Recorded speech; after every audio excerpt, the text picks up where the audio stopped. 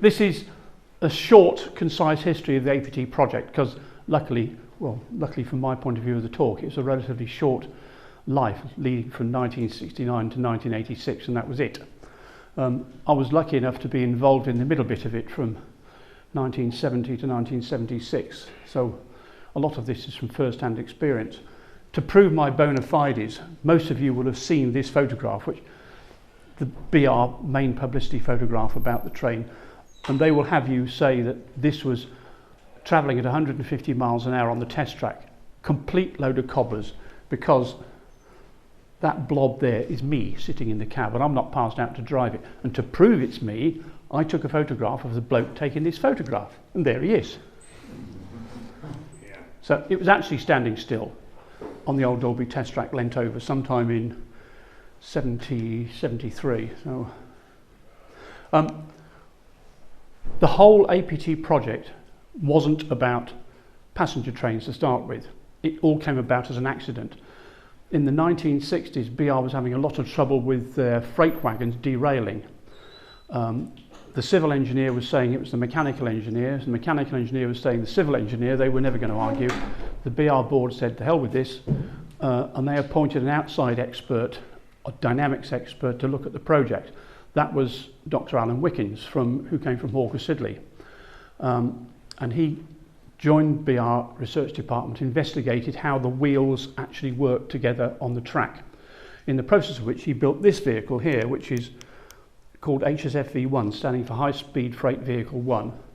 And it's got a very sophisticated suspension system. There were 21 different sorts of spring and arrangements and brackets that Alan tried on this thing. And eventually, HSFV1 ran stably at 100 miles an hour on the main line and 140 on the roller rig in the technical centre in Derby. Because they found they could do that with a four-wheeled wagon, these axles, this wheel and axle arrangement would steer itself around corners. And contrary to popular belief, the flanges on a railway wheel aren't what makes it go around the corner. It's got nothing to do with that. That's the last safety factor. The thing that makes it go around the corners is the shape of the wheel profile. And Alan developed a wheel profile that's subsequently become known as the worn wheel profile, that BR made all that information freely available worldwide. Almost every high-speed railway in the world uses that type of technology these days. Obviously they developed on with time. The Japanese Shinkansen lines don't. They still use conical wheels, but that's their problem. I'm pleased to say that I managed to rescue HSFV1 from the technical centre about 10 years ago, and they actually gave it to me for nothing.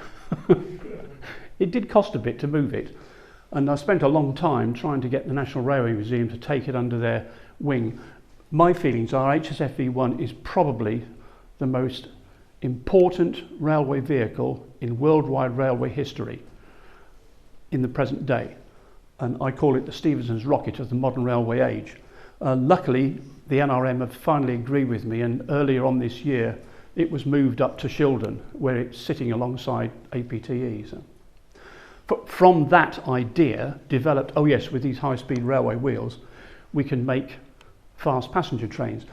At the time, the routes that were important were the red one there, the West Coast Main Line, London to Glasgow, the green one, the light green one, East Coast Main Line, London to Edinburgh, and the dark green one, London to Bristol. It didn't matter on the East Coast or the Western Region Main Line because they're both very easily graded and very wide curves. It didn't matter too much about it. The only way to make it go faster was just made the locomotives more powerful, which they did. Of course, we had the Deltics on the East Coast Main Line, and eventually HSTs on the GWR.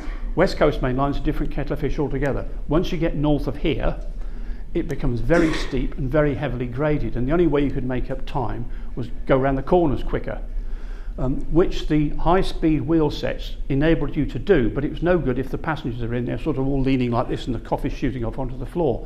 So the solution was to tilt the bodies, which had been done before in the 1930s, but not powered. The 1930s and even in the 50s and 60s, there were tilting body trains, the Spanish talgos particularly, which were pendulum. They were pivoted right up in the roof, and the weight of them swung them out on a corner, but that wasn't fast enough to go around a corner in a hurry.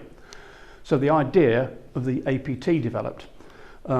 This obviously is APT-E, and the idea was to make it light, to make it powerful, to make it go around corners quickly with the high-speed wheel sets, and to tilt it into the corners, which is why it's that weird egg shape. They also fitted articulated bogies joined together, two coaches joined together, which made it lighter, and the original idea was made it steer better. We'll come to that later on. So at this point, 1969, this project was getting off the ground. They were recruiting staff. I was working in the motor industry at the time, and we were doing things like this. We knew about accelerometers, we knew about hydraulics, and we looked at that and thought, "Ooh, how about that? Tilting trains, jolly good. How would you do that?" And I drew a little diagram in my notebook. Said, "Well, you need an accelerometer here and a hydraulic jack there," and did this little diagram and thought, "Yeah, that's how you do it," and didn't think any more of it. I applied to join BR to work on this project, and like a bunch of idiots, they accepted me. So I went up there, only to find there were 20 of us starting the same day, and they said, "Yeah, there's a slight problem. The project's been put back 18 months, so all of you are on gardening leave." What? So most of them went back home, but were still getting paid for doing nothing, and eventually they were distributed throughout the rest of BR. And then he said, "One of you Spackman, the hydraulics man?" I said, "Yeah, that's me." He said, "Can you go upstairs and see Mr. Lucas? He might be able to use your stuff." So, okay. Saw John Lucas, and John Lucas was the head of structural testing. I thought that meant structurally testing body shells, which is what I've been doing in the motor industry. Actually, what it was testing bridges. So the very first day at British Rail, I ended up standing on top of the Britannia tubular bridge over the Menai Straits at 9 o'clock at night. Not quite what I'd intended, but whatever. So I spent about a year doing that, and then went back onto APT. There you've got, this is a diagram from Flight Magazine, as you can see down in the corner. It's the only time a non-aeroplane has been in Flight Magazine, and it shows how it was put together. The power cars here were built with steel tubes framework with skin over the outside.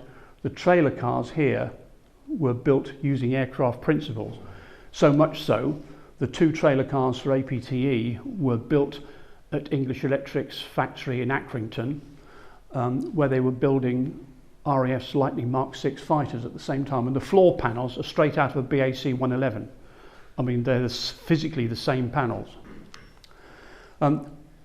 We started work on the tilt system here with this weird box of tricks. This is called the tilt rig, which we call the coffin. And that giant box there pivoted along an axis and would swing backwards and forwards, and we put weights in it to simulate the weight of the vehicles and test out the hydraulics, which are down here. These coils of pipes were to simulate the length of the vehicle, and that's the tilt jack there. And on the E-train there were 4 tilt jacks, 2 at each end, and obviously the ones on one side went down while the ones on the other side went up. The first train we built was this thing. It's called POP train, which stands for Power Naught Power. It's the structure of an APT-E power car with nothing in between. There were no trailer cars, and then these ballast weights instead of the turbines and everything else, and these little cabin things in the middle which contain the hydraulic packs and the control systems, and a kitchen table and 2 chairs for us to sit on. I mean, nothing sophisticated. Oh no, they were considerably less basic than that chair there.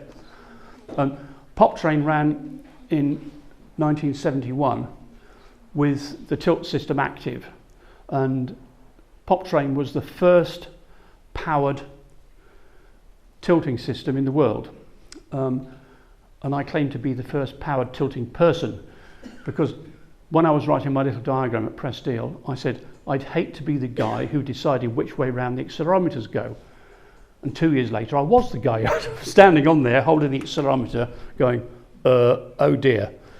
Talking to my colleague on the intercom saying, if I tilt it this way, does it go positive or negative? Trevor said it's going negative. I said, okay, we'll put it on that way. And then we powered it up with 3 of us standing on it.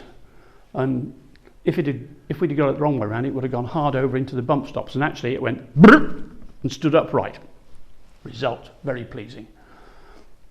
And Pop Train ran, oh, this is the diagram. See, I was talking about the accelerometers. There's one up there in the roof and one down here at the bottom. The tilt jacks here. This blue, dark blue bit is suspended on swing links. So although it's got a physical ball joint there, the swing links make the virtual pivot up here. So that's when you're sitting down, you're pivoting about hip height, so it feels all right. If you stand up in the middle of a tilting train, that goes even for a pendolino, it feels decidedly weird because you're pivoting about your knee height, which is a bit too low for normalcy. So you're meant to be sitting down. And obviously it was the same for Pop Train because the structure was the same. There you can see Power Car 3 tilted over onto its bump stops. That's actually at 12 degrees. In service it only went 9 degrees, but there were 3 degrees of extra built into it just in case. And then it ran into a rubber bung in the bottom of the tilt jacks. This bogie here was the first idea. They had an articulated bogie, and it was called the swinging arm bogie because these triangular things on the end. The wheel set could move independently of the rest of the bogie. Unfortunately, it was A, too heavy, B, there were too many joints in it, so the friction was appalling. And eventually the swinging arms got scrapped. There's one left, and it's up at Children under the APT, one end of one of the APTs at the moment, just to show you the difference. And Pop Train ran on the test track September 71 with the superb horsepower of the Unimog here. We went out to Old Dalby with a 25 on the front, but we went with none of the systems working. It was just hauled out there. And my boss at the time, Dr. Maurice Pollard, was interviewed on ITV about this thing, and they say, gosh, this is the forerunner of Britain's new high-speed train. It's not going very fast, is it? And he said, what do you expect? It's being pulled by a lorry. Well, later on we upgraded ourselves to a Class 17 Clayton. Wow, such high power. Running like this, as you can tell, the Clayton's on this end of Power Car 3 there. That means that Power Car 3 couldn't tilt, because if it did, it would have tipped the Clayton off the track. So normally we had a lab coach on this end with a little generator board. So going north on the test track with a Clayton on the other end, we could tilt both vehicles. Going south, we had to close down Power Car 3, so Power Car 4 was tilting. Under those circumstances, our crew in Power Car 3 was surplus, so I used to make myself useful by riding in the cab of the Clayton and calling out the milepost, because although we couldn't tilt, we could still test the brakes, we could still test how the bogie was working and whatever. On one occasion, we're coming south ahead of the control centre, and I'm staring out the window, just calling out the milepost, and I could see smoke coming out of that door there, but on the opposite side. And I said to the second man, there's smoke coming out of the loco. He said, oh, and had a look out the window. And then I could see flames coming out from underneath it as well. So I said, I think it's on fire. He said, oh God, and he gathered up to a fire extinguisher, swung himself out of the cab, over the toolbox, yanked the door open, went with the fire extinguisher, got back in and said to his mate, close down number 1. So they shut down the front engine and the whole thing carried on, didn't even stop. I'm thinking, is this normal? Apparently it was for Claytons. So they scrapped that Clayton out, but we had a couple of spares in the tech centre, so they moved it on to another one. And apparently that was it. It really was scrapped after that. But later on we did testing with all sorts of other vehicles, Peaks, 47s, 31s, etc., etc. It was very heavily instrumented. You can see here some of the cables between one vehicle and the next. And they fed through to Lab Coach 3, which had got a 16-channel computer on there we could take data and analyse. We tested on the West Coast main line up in around Shap and on BTOC, and on the Midland main line, obviously, on the test track, and we did some runs on the East Coast main line. And this was taken at Peterborough. And going north from Peterborough, heading towards Newcastle, because we had a specially geared 47 that could do 110, we would always be catching up the Deltics carrying their passenger trains. So they'd run them in flights of 5 trains, then there'd be a gap so they could get a freight train in. So we'd wait until the lead train of the first flight was coming into the section, and then we'd go, which would give us a long enough time to travel at high speed before we caught up the next train. So we're sitting there waiting one day, and I might say we'd lab coach 3 on the front of this, and then lab coach 10 or 23 back here, both of which were painted BR blue and grey with red panels on the side, and they said laboratory coach 3 in letters this high. You couldn't exactly miss them for anything else. So I was in lab 3. Lab 3 had got an open-ended part with instrumentation and then 2 compartments, and I was going back onto the pop train, walking back down the compartment, and I met this bloke coming the other way carrying a suitcase and a bag, and I thought, who the hell's he? I don't know him. And he wasn't wearing the right security badge, so I said, excuse me, who are you? And he said, I'm trying to find a compartment. I said, are you a real railway passenger? And he said, yeah, I'm going to Newcastle. I said, you can't travel on this train, it's a test train. I said, your train goes from platform over there in 5 or 10 minutes. He said, they said this one would get here faster. I said, well, yes, it would, because it's a test train, it doesn't stop anywhere. I said, but you can't travel on it, sorry. He said, oh, all right. And he turned around to go the other way, and at which point, Malk Wilsall in the lab coach called me back again. He said, we can't get these things balanced, Kit. Oh, no. So I went back and sorted out Malk. Went back down the corridor to go into pop train. Walked down the end, here, and there's the bloke standing there in the middle of pop train with his suitcase. I thought, what? I said, I thought I told you can't travel into... He said, I thought there might be a compartment in those little hut things down there. I said, you can't travel on this train. Yours goes from over there. And he started to... I thought, the hell with this. So I plugged my headset into the jack on the end and said to Trevor, give me positive tilt, power car 3, power car 4, right now. And he said, I said, but nothing, just do it. So Trevor dooted with that. Both of them went BAP like this, like that. You've never seen anybody move so fast. The guy went boom, past me and off the platform. And as luck would have it, the guy from the local paper was standing down this end. All this was happening at the other end.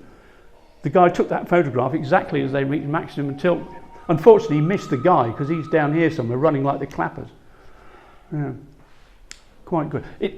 From as far as tilt was concerned, the East Coast Main Line was a non-event because it's got very widely curved and we didn't have to do much work, but we learnt a lot about braking forces, suspension forces, etc., etc. Later on, pop train had got this little compartment added, which got comfortable seats, air conditioning, VIP, sort of carpets on the floor, because these cabins were pretty basic. Well, like they didn't have anything on the floor, just wooden boards. And in the winter it was cold, and in the winter it was blistering hot. But we did have our own system of air conditioning, because, for instance, if the train was going this way, we used to stand on the outside of the cabin down here, because we were then downwind of it, going, waving to all the people. Going past down the M1 was fun. And on one occasion, doing some tests down BTOC, at the time when the A74 was very close to the summit, there was a lay-by at BTOC, and we were stood there getting ready and getting things up. There's a guy who it turned out was driving a Porsche 928 at the top, looking at us over the top. And we got the green, and the guy thought, well, we're off. So he got into his Porsche and headed off down the hill. And about 5 minutes later, this gubbins passed him. We were doing 135 at the time, and he was doing about the speed limit. We just went with these two blokes standing on the outside. I took a photograph of him as we were going past. That's Lab 23 there. In its early days, it was painted. It wasn't painted red in the middle, but it was eventually. Oh, that's actually here. That's at Crewe. You see what the well-dressed tilt engineer is wearing in the winter.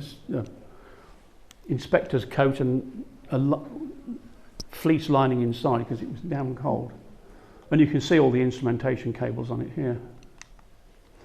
All the time this was going on, they were building E-Train at the technical centre.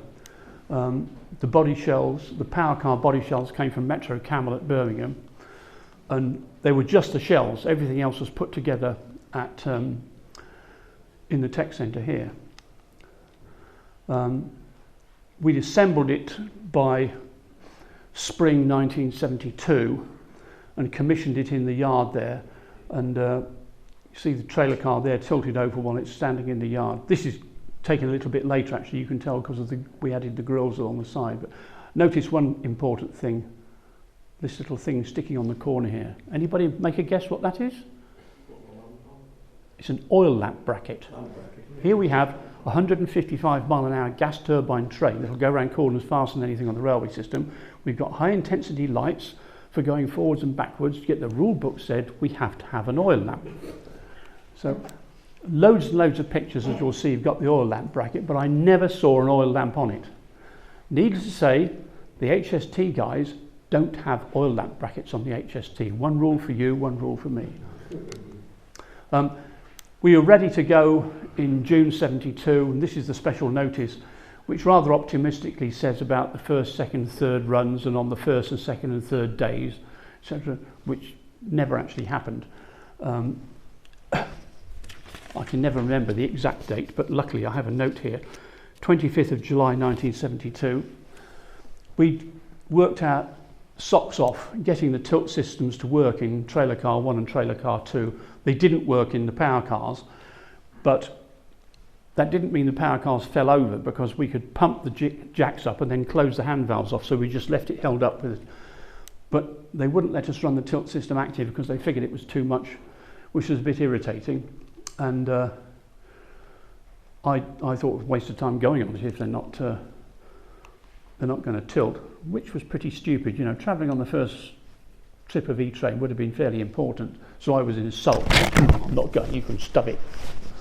And about 6 o'clock that morning, I got a phone call, and Trevor Easton, who was now in number 2 ITC at the time, phoned up and he said, I fell down the stairs coming out the house to get the E-Train this morning, and I've broken my arm, so I'm in the Derby Royal Infirmary.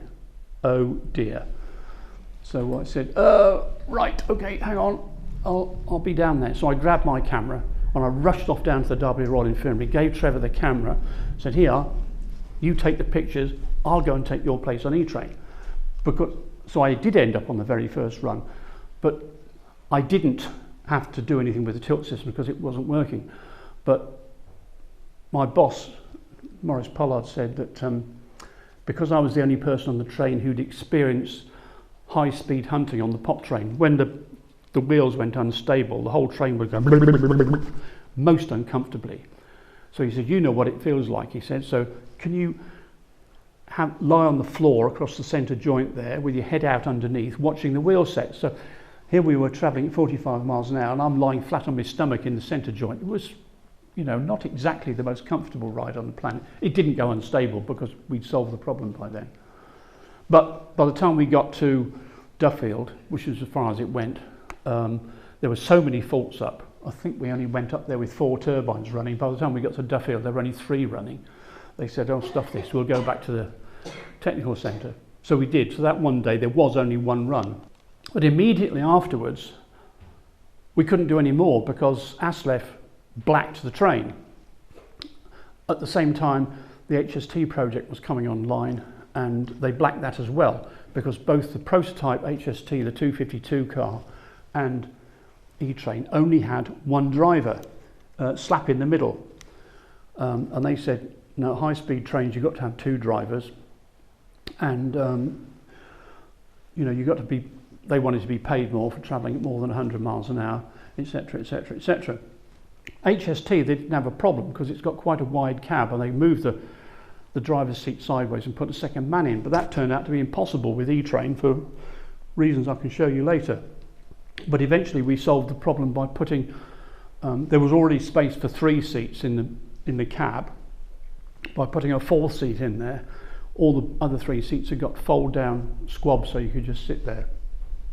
It was a bit, you needed to be friendly because it was a bit close. And some of the features of E-Train here, you'll see the weird shape, because when it's tilted over, of course, it's still got to stay within gauge and not hit the bridges and signals and stuff. So, which is why it's got this curved off side. The cab steps had to fold because otherwise they would be out of gauge every time it tilted over in either direction. That's the driver's cab door which has got fold down bit. There was actually there was a slow speed controller in there, so the driver could fold this down, stick his head out and then shunt the thing up to 5 miles an hour in either direction. This guy here with a big grin is Dave Grant. He was the whole project's Mr. Gopher. He'd been on the railway. I think he was actually born on the railway working for BR, because he knew everybody. Didn't matter what you needed. Dave, do you know a bloke who can give us some fliggle-floggle brakes? Oh yeah, they're made up in Newcastle, I'll find. And he knew everybody, which was the most useful bloke on the place. There's the roof. You can see it gets narrower at the front, obviously for aerodynamic reasons, and also the overhang. See the bogies here, that overhang length there is the longest on any locomotive at any time. Actually, the E-Train power cars were the longest locomotive BR's ever had. They were 73 feet long. So, you can see those are the cab hatches, the roof hatches there for the turbines. At this stage, E-Train had 4 turbines at the front there, one here, one there, one here, one there, and a 5th one at the back to run as an auxiliary power unit to give us power for the lab coach and everything else. And one thing a lot of people always ask is, why has it got that sort of slot down the front there where the windscreen is a steeper angle to the aerodynamic nose? The ideal angle would have been the outer edge there of the aerodynamic nose, but if the glass would have been at that angle, and it needs to be thick, so if it was hit by a bird or something, it didn't come right through. It was so thick you couldn't see, the driver couldn't see through it. So it was tilted to a steeper angle so he could see through but still be strong enough, which meant that you ended up with this channel inside. By the time they built the P train out here, 10 years later, glass technology had improved, so you could still have it at the same angle as the nose was and still not bother about being too thick to see through. There's the inside of the cab. I'd venture to suggest that, 1972, that was pretty high tech even then. And you can see the array of warning lights. That's only the half of it. What you can't see down each side was banks of warning lights looking like this, probably about this high by this wide, hundreds and hundreds of them. And the drivers and the inspectors were under the mistaken impression that they were all important and vital.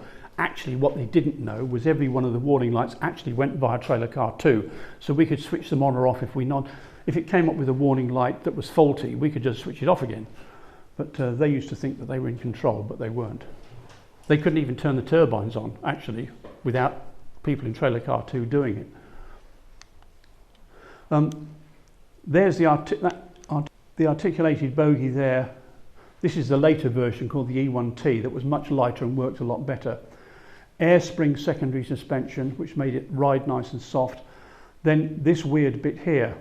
If you look at the model down here, the trailer cars have got no doors at all. The doors were in the ends and led into this bit, this odd, like an egg turned inside out, which we call the joint module. And the joint module could take up the mean angle between the next 2 vehicles. So you could have one vehicle tilted 12 degrees in that direction, the other one 12 degrees in this direction, pitched up and down 3 degrees and yawed 6 degrees, and it would still take up all that, but the floor ended up with a very, very funny shape because it was made of a flexible steel joints, and the doors were in the side of the joint module. That didn't turn out to be too good an idea because it was impossible to get disabled passengers on and off the train because they just physically couldn't get through the middle there and turn. So real APTs, like the ones outside, have got proper doors. When the ASLEF ban sort of impinged itself upon us, we thought, we've got to do something. We can't just sit here and twiddle our thumbs. So they'd already got a rebuild program built in, Rebuild 1, Rebuild 2. So they brought Rebuild 1 forward and took the train over to the loco works at Derby for this rebuild, took trailer car 1 out and did vibration tests and rebuilt the other 3. Of course, getting it over there was a major operation. So we got some inspectors from the Etches Park depot to tow it across there with an 08 shunter, which made ASLEF go completely bananas, so much so they called a one-day strike over the whole BR the next day. The one-day strike cost BR more than the entire R&D budget for a year. So as therefore just a little bit close-minded. I don't know what they thought we were going to do with all this train sitting here, but that rebuild took nearly a year and worked quite well and was put together in 3-car form. You can see here running at Old Dalby in 3-car form. That's trailer car 2 in the middle, obviously power car 1 and power car 2. That's the inside of trailer car 2, and you can see it's pretty busy. That's the instrumentation all down this side. Everybody working their socks off. It's not exactly the most luxurious place. As you can see, the roof is somewhat basic. This box here at the front is the tilt pack on the inside. With Pop Train, we'd had what we call the Mark I tilt pack, which is a little tiny thing about this high and about so big. It flat wasn't powerful enough. It was designed by Hawker Siddeley Dynamics. I think they got the decimal point in the wrong place, because we very soon realised that we needed to sort this one out, and we built the Mark II pack, which was a lot bigger. You can see that's the bottom, it's fairly hefty, or as long as the size of that table, but this high. A lot of work at the Old Dalby test track. This is one at the north end at Edwalton. The Old Dalby test track ran from Melton Mowbray up to Nottingham on what used to be the Great Central Line that ended up in Nottingham Victoria, but it was closed in the mid-60s. But it was a very handy piece of track. It's 14 miles long, especially laid with different types of track, a long straight running through Stamford Tunnel. So we could test all sorts of things. It even had a dead overhead line over one portion of it to test pantographs, but the supports were spaced at half the distance, so you could simulate doing 150 miles an hour at 75, which bit is still there to this day, except now it's electrified from one end to the other with powered overhead. That's the same day as they took the very first photograph I showed you. That was the outside Upper Broughton curve, the press day. And the track there is canted quite heavily at about 4 degrees. Then we tilted the train over at 9 degrees, which was its normal limit. And the camera bloke said, "Whoa, it doesn't look very steep. Can't you tilt it any more?" I said, "Oh, for crying out loud." So we did. I cranked it right onto the bump stops, and I said, "Will that be good enough for you?" Never mind how realistic it was. We needed to take it like that. Then we started a number of test runs on the Midland Main Line, Derby to Leicester usually, to test main line. And usually we got 10 miles an hour above line limit, which was pretty good. By this time we got enough data to enable us to work well and persuade the signalling people we were okay. The hydrokinetic brake, which was a very high performance brake that worked like an automatic transmission in a car backwards. It had got a rotor and a stator inside the axle, and when you wanted to stop you pumped water into it, water glycol mixture, which got churned up and was then taken out and cooled again. And it was important because normal brakes would be a bit pushed for effort at 150 miles an hour. Not that we were going that fast, but the HK brakes were working reasonably well, so we were able to stop even from 10 miles an hour above line limit and still stay within the normal signalling distance. The fuel consumption of the turbines at this stage was, shall we say, heavy, and we needed to refuel fairly frequently. So we do Derby, Leicester, Derby, Beeston Freightliner Depot, refuel it, Leicester, Derby, etc. like this. So this is taken at Beeston Freightliner Depot. That entailed going through Trent Junction to turn south. I was telling you about the warning lights earlier.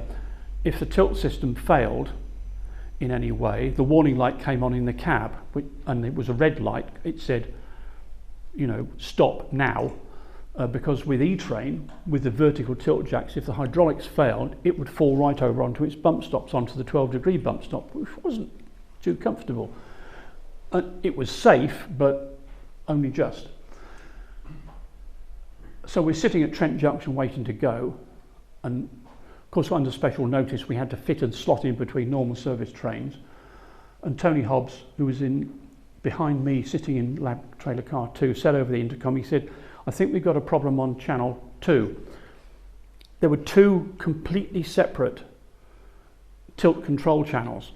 Electronics, accelerometers, even the valves were separated, and then there was a changeover valve at the end which you could switch either from this channel to that channel. and there was on both a manual switch and an automatic switch with a monitor accelerometer.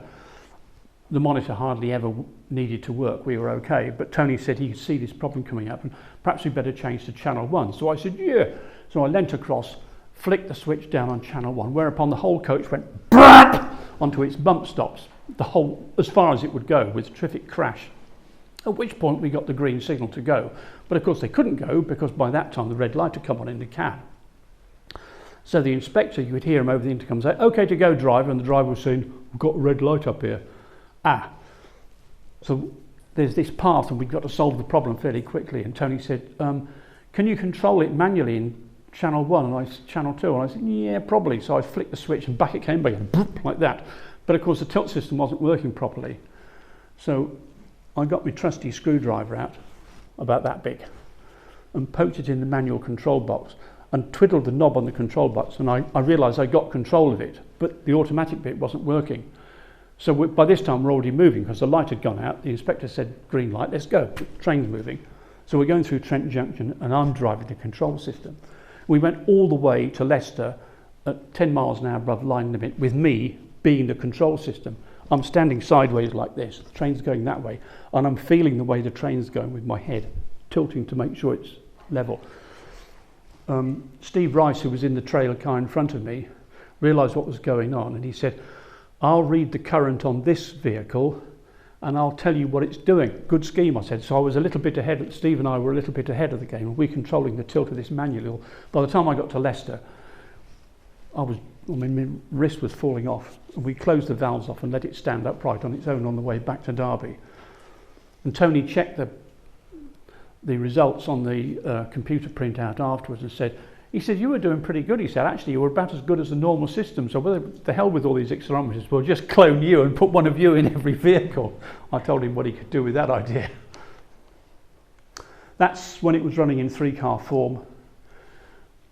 Notice the lamp bracket, but no oil lamp. All the time we were modifying things, bogies, transmissions. You can see this is early on. It hasn't got the cooling slots in it there, but the turbine's overheated quite a bit, so eventually we cut extra grills in. And see Pop Train being rebuilt. These two programs are running parallel. Usually Pop Train was ahead of E-Train by about 6 months or a year. Back at the test track in 4-car form, and you can see there with the grills inside. This pole sticking out the front was about 7-8 feet long. We used for aerodynamic testing. And we could, on the test track in those days, we could get up to 120 without too much trouble on the long straight. And the test track line limit was 135, I think, but at that stage we never got up anywhere near that. We did have to test the tilt system for tilt failure. Obviously, going into a left-hand bend, you want to tilt to the left, and if it failed too much, if it over tilted too much, that wasn't too much of a problem. If it tilted the wrong way, it was blooming uncomfortable. But we had to test it for that. And you can see here trailer car 1 tilted 12 degrees in the opposite direction to where it should be going. This is Upper Broughton Curve, which was the sharpest curve on the track. The power car's not tilted at all, and this trailer car's tilted 9 degrees in this direction. But in order to get it to do that, the only way to do it was for somebody to be in it and switch it on to the other channel already having been set up to tilt it the wrong way. So Tony naturally said, we need a volunteer for that, Kit, but you're the only bloke who knows how to do it. So Muggins here was going through Upper Broughton at an angle like this, 12 degrees the wrong direction. Comfortable it was not, but it was safe. We didn't overload the track or anything like that. So,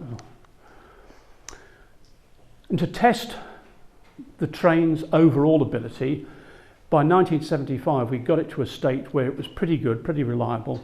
We got working bogies, working tilt systems, working brakes, working everything. So to do the high-speed test, we went to the Western Region main line because Brunel luckily had made this giant racetrack place. And here you can see, this was August 75 sometime. By this time, the HST prototype, the 252 set, was in passenger service from London to Bristol. And both of us were shedded together in the same shed at Old Oak Common. There was no love lost between the R&D department and the CM&E who were running this. They thought we were a bunch of upstart aeroplane engineers, which I thought was an insult because I wasn't an aeroplane engineer. I came from the motor industry. And we thought they were a bunch of old railway men who'd be better off with a chimney on the top and coal in the engine. But they were trying as hard as they could not to get any photographs of the two together. But we managed to con them on this occasion because we waited at Swindon for about 10 minutes until the HST came in. And this photograph was on the cover of Modern Railways. Guess what? There's the lap bracket. Can you see a lap bracket on there? No, because they were CM&E and they made the rules. The test, we would run normal line speed on Fridays. We'd run enhanced line speed 125 on Saturdays. Then on Sundays, we had occupation of the whole test track for 3 weekends on the trot.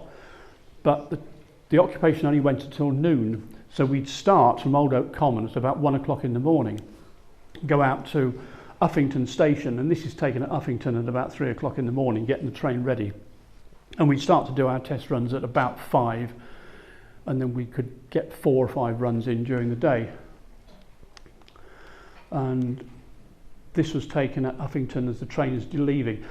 I was on tilt control on the first weekend and the third weekend, but on the middle weekend, I took a weekends off, went down to stay with my mum and dad who lived in Oxford at the time, borrowed my dad's car and then drove down and spent the whole day taking photographs of E-Train along the test track, which was quite good fun because I had a radio and I could talk to the train directly.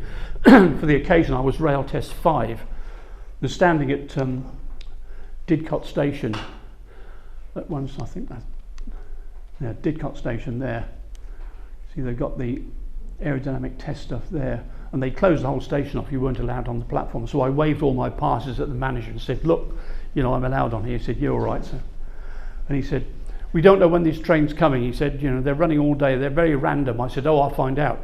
I'll get my radio out and said, rail test 5 to rail test 1. Hello, Kit, yeah. What's the location? We're just coming past Wantage Road now. I said, okay, thanks very much. I said to the guy, they'll be here in about 6 minutes. And he looked at me like this, as if I was off a different planet. But watching the train go through here at 140 plus, that was really impressive. And you could hear it coming from a long way away. It was sounded like a 707 at full power. And by this time we'd got 5 turbines running traction and the APU duties were done by a diesel. That's taken from Cholsey and Molesford Bridge. And you can just about notice that the trailer cars are tilting, but the power cars aren't. And there were 2 reasons for that. There was a very slight aerodynamic advantage if the power cars didn't tilt, apparently, but we needed to have the whole tilt system working very well for the forthcoming London to Leicester runs. And we had a bit of a problem with the bracketry that held the tilt jacks up, so we were manufacturing stronger ones. So we decided not to tilt the power car for 2 reasons. There you can see that's the really accurate speedo inside trailer car 2. That's the first time BR had 150 miles an hour up on the speedo. On the 3rd weekend, I was back on tilt duty again, and we were trying. The design speed of the train was 155. Unfortunately, oh, that's in Sonning Cutting. You can see again the train's trailer cars tilted and the power cars not. Unfortunately, that last weekend was very hot and we had a fault with one of the turbines on power car 2, number 1 turbine, which was one nearest the cab, and we never had all 10 turbines running all until the morning, all through the morning until the very last run. Oh, this is crazy, we're never going to get anywhere near 155 like this. So we came back to Uffington and we were there for something like 3/4 of an hour. And they decided to change the fuel control board over, which they did, only to find that the spare that they'd got was already failed. Luckily, Richard Stokes, who was the electrical engineer for the whole project, was there, and he manufactured a manual control board out of Vero board and some components in about 20 minutes. There wasn't enough time to hook it into the system automatically, so one of the turbine engineers, Ray Coleman, stood alongside the turbine as far as me from that laptop there, with the control board in his hand, talking to Alan Goodley, who was in Trailer Car 2, over the headset, and Alan was telling him what settings to set up when we were doing the run. And we got to 152.3, which was as fast as it was going to go. And we still have the intercom tape running on E-Train at Shildon in the museum. And all the time, you can hear Brian Porter, not that Brian Porter, another Brian Porter. Our Brian Porter was a Geordie than ours. And this Geordie accent tolling out the speed as they were going on. And then there was Alan Goodley, who was Broad Derby, and Ray Coleman, who was as Welsh as they come, these three accents all going together, and Ray talking to Alan, and Alan talking back to Ray, calling on the settings, and everybody's talking, just complete chaos, but it's really good. And if it hadn't have been for Ray and Alan, we would not have done it. I'd like to think that we would have made 155 if it had been cooler in the... Turbines don't work very well in hot weather. The cooler they are, the better. And if we'd had all 10 turbines early in the day, we might well have made 155, but we'll never know, unfortunately. There we all are, standing outside after the event. See the poor old slow HST at the back there. Bizarrely, out of the whole of that, Ray Coleman isn't on that picture. What a pity, because without him we wouldn't have done it. That's me there with the giant haircut. Luckily, the length of one's hair did not disqualify you from being a tilt engineer, so I was all right. This is on the way back to Derby. You might just notice the power cars, note the lamp bracket, the power cars are slightly nose down. There was a slight aerodynamic advantage in this. They used to run the air springs here. Get the phone, would you please? The air springs were set 1.5 inches lower, and they always called this sport mode. It was slightly faster. You may have heard rumours about the cheese sandwich. They're absolutely true. There is the cheese sandwich. The cheese sandwich is actually on the model, I might add. It's really accurate. Hugh Williams, who was the officer always in charge of the train supervisor, his wife used to think he was going to starve to death because she always packed in the most giant lunchbox, this sort of size. Of course, he couldn't possibly eat all those sandwiches. This door between train control there and the lab compartment here, it had to be closed for fire regulations, but because not all of us had headsets, Hugh always had to open the door, shout down the train, okay, we're ready to go, okay, braking point. So complete waste of time, we had to wedge the door open. Those little rubber wedge things were not big enough. So Hugh thought, we'll use one of the giant cheese sandwiches, which worked like a charm. And it's not just a one-off, I've got at least 4 photographs of different cheese sandwiches under the door. When we were building the model there, they didn't believe me, so I sent them all 4 photographs, so they said, okay, we got them. Then there was a big argument about whether it was going to be Leicestershire cheese or Derbyshire cheese or Wensleydale or whatever. I said it was just mousetrap. The final test of the train was London-Leicester runs. The target was to do that in an hour because it's 99 miles, but average 100 miles an hour. So we did a load of runs from St Pancras up to Leicester. This is at Cricklewood, getting it all ready. Can't see a lamp bracket there, that must have been a mistake, we had one. Oh, there's the lamp bracket. This was parked up at Cricklewood Depot. This guy here, that's Ken Austin. He was one of the 6 Etches Park drivers we had on the link, and Ken was without doubt the best one.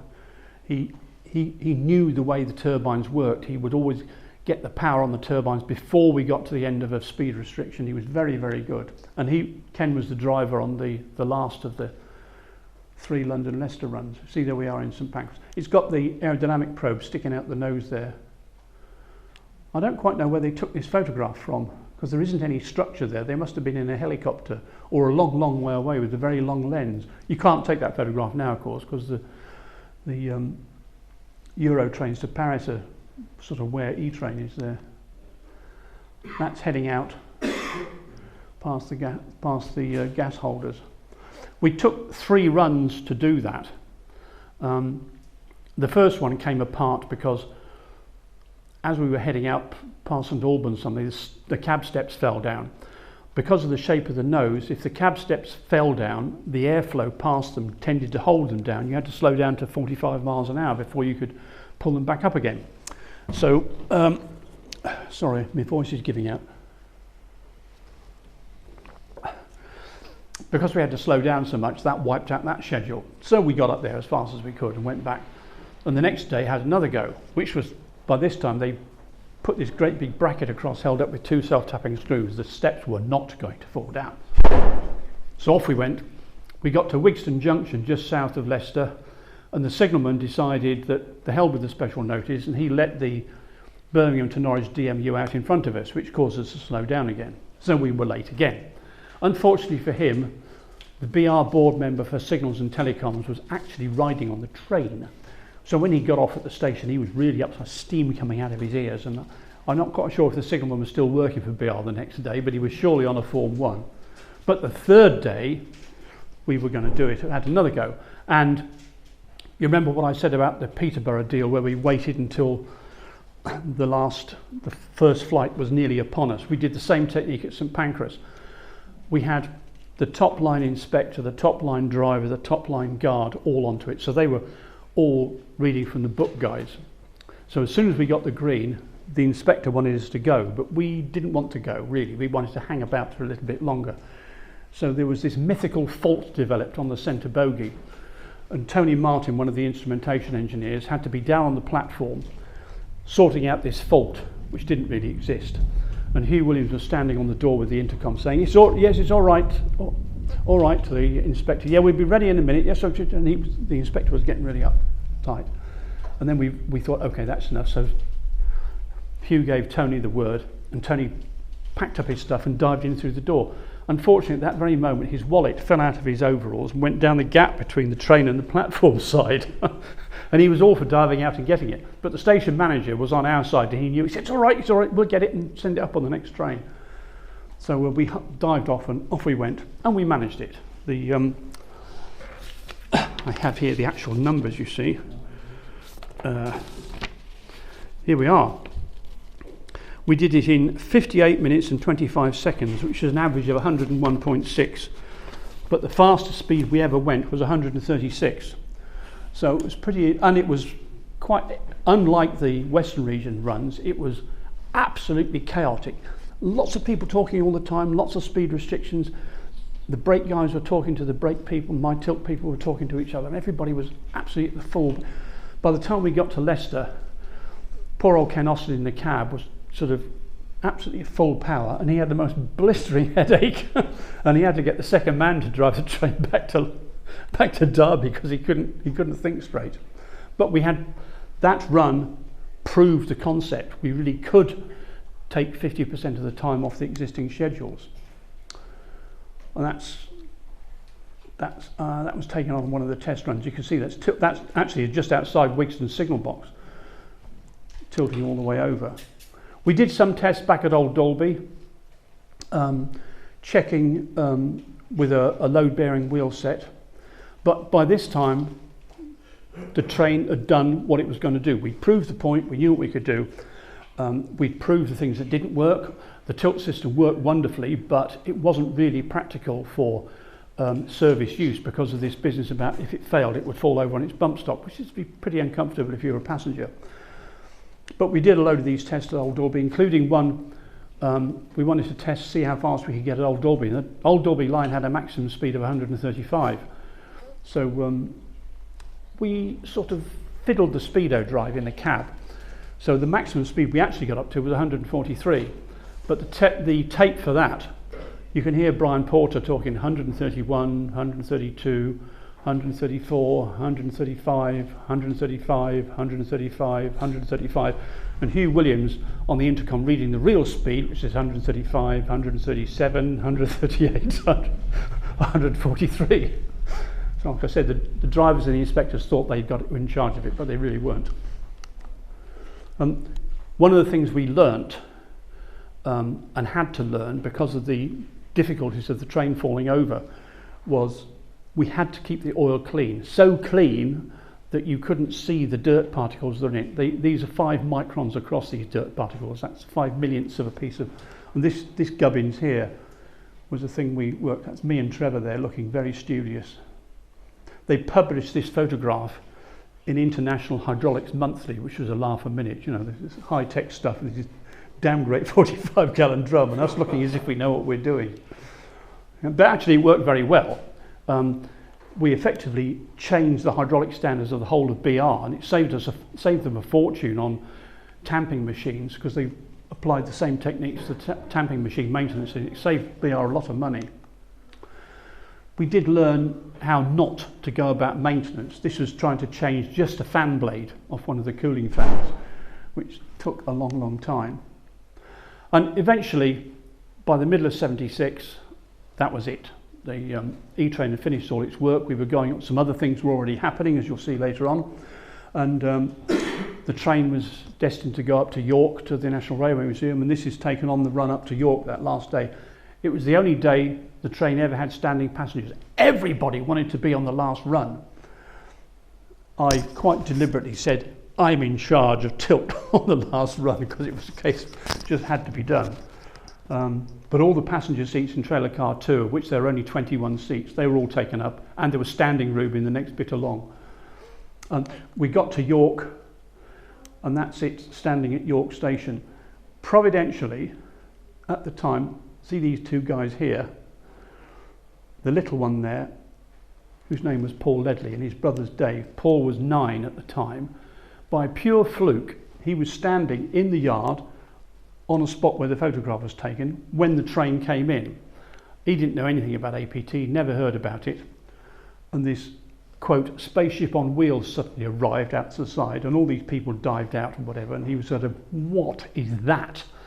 And that one day, I've got it in the date there, but it doesn't matter really, changed Paul's life. He was a built-in APT fan after that, as you'll see later on.